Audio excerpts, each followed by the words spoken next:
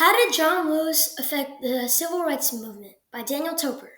Get in good trouble, necessary trouble, and help redeem the soul of America.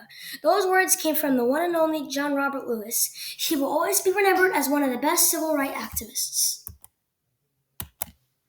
John Robert Lewis was born on February 21st, 1940, in Alabama. He grew up on a farm. During this time, when he was born, there were these laws called Jim Crow laws. Those laws took away the freedom of African Americans in the South. In 1965, Lewis and 600 other peaceful protesters crossed a bridge in Selma, Alabama. They protested against violent civil rights activists. The protesters were attacked by police. Dozens of people, including John Lewis, had to go to the hospital. The day is now known as Bloody Sunday. John Lewis was inspired by Rosa Parks and Martin Luther King Jr. You could even say John Lewis was related to Martin Luther King Jr. because they both believed in peaceful protests.